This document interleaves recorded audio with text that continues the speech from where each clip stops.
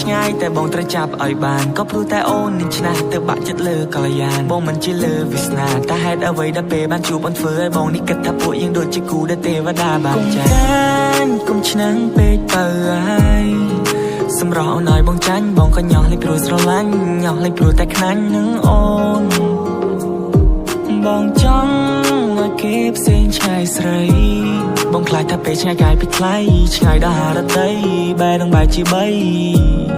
ហើយក៏បងត្រូវសោកទោះបីអូនឆ្នះបន្តិច and that the way she flex ហើយពេលដែលអូននឹងខឹងបែរដូងមក trying to fix and that the way you are អូនខុសពីគេទៅលើសម្រស់ហើយថែមទាំងចរិយាមកអូនមួយក្រឡងហើយឲ្យអូនពាក់ធ្លាក់ស្មា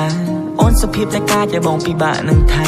អូនស្អាតជាងគេទាំងអស់នារីនៅឋានកណ្ដាលឬមិនមែនកូនមនុស្សជាកូនទេវតាបងចង់តែនាំអូនចេញពីគេ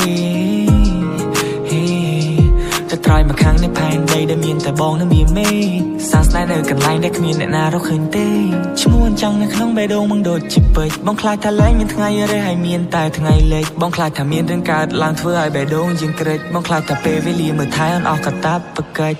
ផ្កាយនៅឆ្ងាយតែបងត្រូវចាប់ឲ្យបានក៏ព្រោះតែអូននឹងឆ្នះទៅបាក់ចិត្តលើកល្យានបងមិនជាលើវាសនាតែហេតុអ្វីដល់ពេលបានជួបអូនធ្វើឲ្យបងនេះគិតថាពួកយើងដូចជាគូដែលទេវតាបានចែក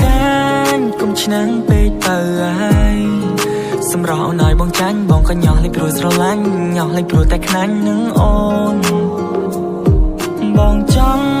ឲ្យគេផ្សេងឆ្ងាយស្រីបងខ្លាចថាពេលឆ្ងាយកាយពីថ្លៃឆ្ងាយដល់ហារតីបែរនឹងបែរជាបីហើយក៏បងត្រូវសោកគុំឆ្នាំងពេកទៅហើយសម្រស់អូនឲ្យបងចាញ់បងក៏ញោះលេចព្រោះស្រឡាញ់ញោះលេចព្រោះតែខ្លាញ់នឹងអូនបងចង់ឲ្យគេផ្សេងឆ្ងាយស្រីបងខ្លាចថាពេលឆ្ងាយកាយពីថ្លៃឆ្ងាយដល់ហារតីបែរនឹងបែរជាបីហើយក៏បងត្រូវសោក